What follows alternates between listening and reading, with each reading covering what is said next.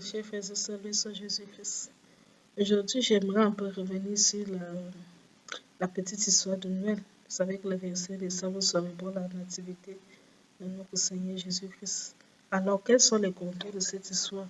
D'où vient donc cette fête de Noël que nous fêtons? Alors, pour ceux qui ne connaissent pas, qui n'ont pas encore lu la Bible, c'est une petite histoire que je vais raconter peut-être dans quelques minutes, je l'espère. En fait, tout a se déroulé en Judée. Les Juifs savaient à travers les prophètes de l'Ancien Testament. Dieu avait annoncé qu'il va envoyer un Messie qui sera descendant de David. Tout a commencé déjà avec les patriarches Abraham, il y avait ça. Lorsque Jacob va avoir 12 fils et qu'avant de mourir, il va bénir ses fils.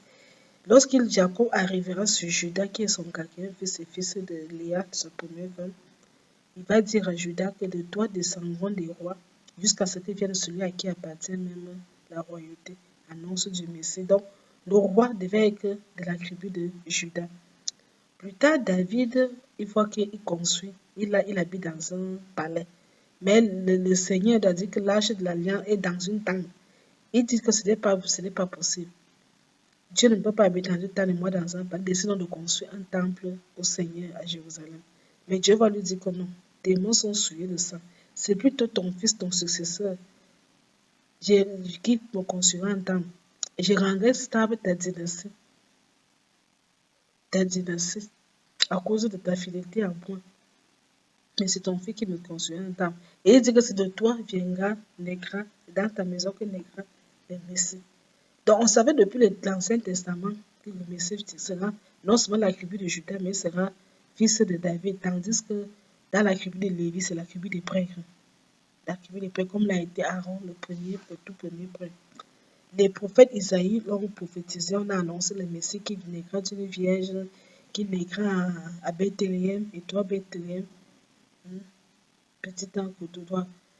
Voilà, donc il y avait des prophéties, beaucoup de gens prophétisaient sur ça. Isaïe a prophétisé, Malachie a prophétisé, Zacharie en a prophétisé. Et jusqu'à ce que ça va donc se réaliser un jour, donc pendant son ministère dans le Nouveau Testament, une jeune fille de Judée nommée Marie. Elle était vierge, elle était encore vierge. Elle avait 15 ans, 16 ans, voilà, c'est grand d'âge. À l'époque, les gens se mariaient encore tôt. Voilà, les gens se mariaient tôt.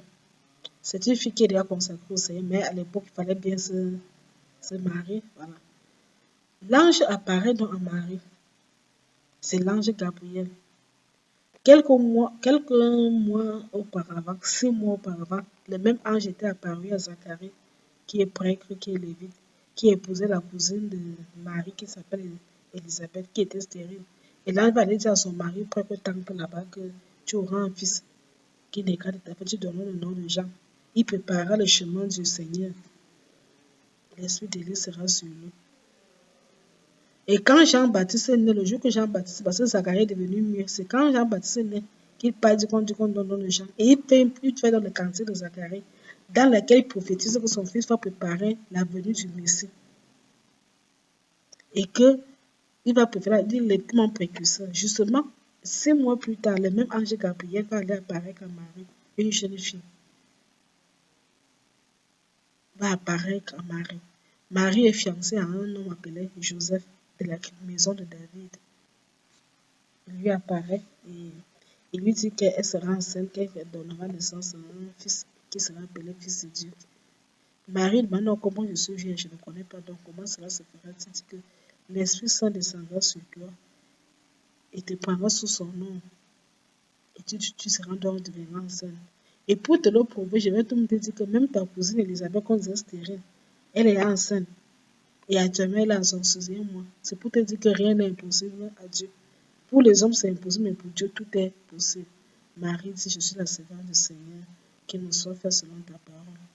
Et puis, comme elle vient donc d'apprendre, l'ange s'en va. Quand elle vient d'apprendre que sa cousine Elisabeth est enceinte, il y a mon 6e mois, donc bientôt elle va accoucher. Elle quitte donc de son village. Elle s'en va donc rendre visite à Elisabeth pour l'aider dans ce dernier mois.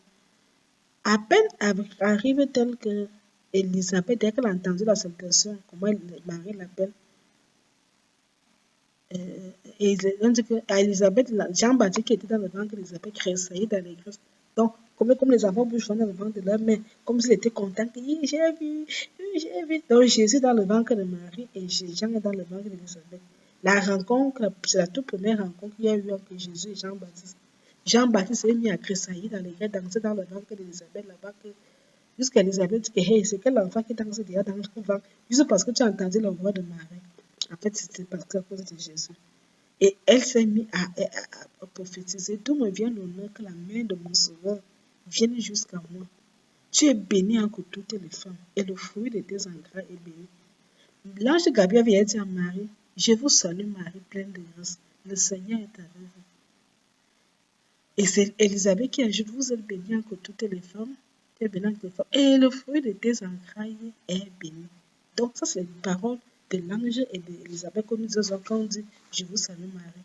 C'est les paroles en fait de l'ange Gabriel, la salutation de l'ange Gabriel à Marie, complétées par les paroles que dit Élisabeth lorsqu'elle est remplie de joie et qu'elle reçoit la visite de Marie. Et puis naturellement, Marie va donc pour le fameux cantique qu'on connaît, cantique de Marie Magnificat. Mon âme exalte le Seigneur, exulte mon esprit en Dieu, mon sauveur. Et s'est penché sur son angle servant désormais. Tous les âmes diront, bienheureux, le puissant fut pour moi de merveilles, saint est son nom. La suite, vous connaissez. Et Marie va rester là pendant 3 mois. Donc, elle va aider Élisabeth. Elle va assister à l'accouchement, la naissance de Jean-Baptiste, qui va bien se passer. Elle va aider dans les premiers jours, dans les premiers mois, de se rassurer que vraiment Élisabeth peut s'occuper de l'enfant avant de pouvoir rentrer chez elle. Donc, Élisabeth est l'une des premières personnes à connaître que Marie a eu une vision, une apparition d'un ange, qu'elle a parlé à un ange, et que l'enfant qu'elle porte là, c'est lui qui sera le Messie. Quand Marie rentre, naturellement, c'était au moment où on commence à avoir le ventre qui pousse. Joseph constate que hey, qu'est-ce qui ne va pas découvrir la paix Marie, est-ce que tu es enceinte? Marie dit oui. Donc tu m'as trahi alors qu'on était sur la base que non, on va se marier parce qu'en Israël, la fornication ne la tolérait pas. Marie dit donc à Joseph, raconte l'histoire, Joseph ne croit pas. Il croit que peut-être que la paix la dépasse Joseph. Il avait 2 choses, il porte plainte à Marie, on lapide Marie. Donc Marie meurt avec l'enfant, mais Joseph aimait beaucoup Marie. Il ne veut pas qu'on la lapide. Il décide donc de rompre en secret. Et donc les gens ne doivent pas savoir que il a rompu avec Marie, pourquoi on ne la lapide pas. Donc il ne porte pas plainte en fait. Il ne peut pas porter plainte contre Marie ou ajouter son petit plus comme ça. C'est comme ça que, mais pendant qu'il avait formé ce projet, dans les rêves maintenant, il va encore voir l'ange Gabriel dans les sons, donc il est en train de dormir. C'est là qu'il va rêver. Le même ange Gabriel vient lui dire que non, ne crains pas de craindre, prends pour chez toi, Marie, ta femme. Parce que l'enfant qu'elle porte vient du Saint-Esprit. Elle n'a pas été trompée. C'est l'enfant de Dieu. Il sera appelé Fils de Dieu, Fils du Créateur. Et l'Esprit Saint reposera sur lui. C'est lui qui délivrera Israël, son peuple, de ses péchés. C'est comme ça que Joseph va donc prendre Marie. Bien, on doit rester avec Joseph, mais ils ne sont pas encore mariés. Finalement, ils vont se marier. Voilà. Joseph va donc adopter Jésus comme son enfant. Jésus, et avant que temps, il y aura avant que les ans arrivent, soit mariés, Joseph porte donc, il y a un décret royal impérial qui demande à chacun d'aller se recenser dans son pays. C'est pour ça qu'ils vont quitter donc Nazareth où ils étaient installés. Ils vont aller en Judée parce qu'ils étaient en Judée. Enfin, ils sont en Judée. Ils partent donc là-bas. Et il faut se faire recenser. C'est là-bas que Jésus fallait naître. Donc Jésus est né à Bethléem, dans la cité de David. David qui est son ancêtre. Il a été, c'est là-bas que Marie en a fait la purification de la femme, comme on demandait sur la tradition quelques jours après. C'est là-bas aussi qu'on a présenté Jésus au temple de Jérusalem. Là-bas, Jésus a été présenté au temple de Jérusalem. Jésus a fait ses premiers pas. Et Hérode le Grand, qui est le père d'Hérode Antipas, c'est lui qui régnait sur toute la Judée. Il n'y avait pas encore cette histoire que non, c'était lui Hérode le Grand qui régnait sur toute la Judée. Quand Hérode le Grand apprend que, parce que quand l'enfant naît, les mages quittent de là, chacun vient de son pays.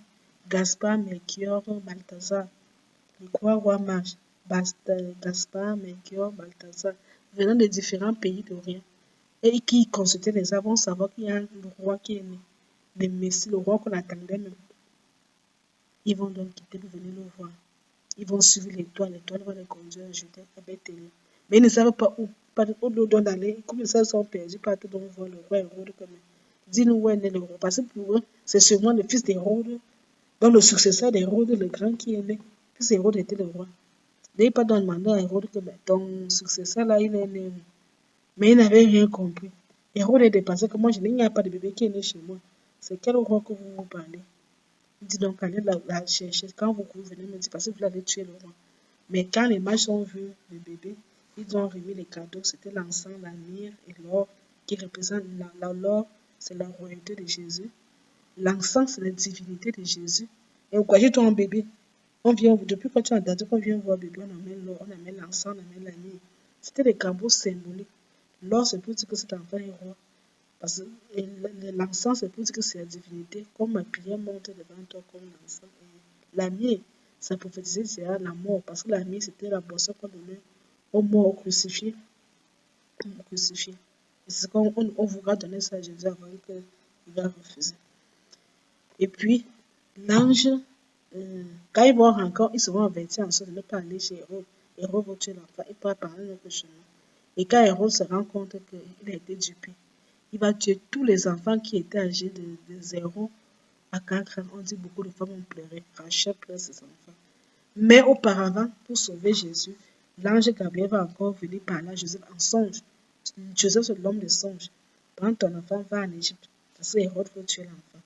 Donc, au moment où on tue les enfants, là-bas en Judée, et ils ne sont plus là. Ils sont liés en Égypte. Ils vont passer un petit temps. Le même ange va encore venir dire que Hérode, le grand, est mort. Rentre donc en Judée. Mais ils ne vont pas s'installer dans la cité de David, ils vont plutôt aller s'installer à Nazareth. Parce qu'ils avaient appris que l'un des fils de Hérode, le grand, a pris le pouvoir et que lui-même n'est pas aussi. Voilà. Donc, c'est comme ça que Jésus va grandir à Nazareth et il sera reconnu comme Jésus de Nazareth. Il vivait une vie cachée. Bon, on se se marque à 12 ans, il est allé au temple de Jérusalem, il s'est perdu. Voilà. Ce n'est que quand 30 ans, il commencera son ministère qu'on découvrira vraiment qui est Jésus de Nazareth. C'est la petite heure de soir de Noël. Pourquoi nous fêtons Noël, d'où vient Noël? Voilà. À très bientôt, je vous parlerai de pourquoi nous fêtons le 25 décembre. Pourquoi nous fêtons le 25 décembre? Abonnez-vous et cliquez sur la notification que Dieu vous bénisse.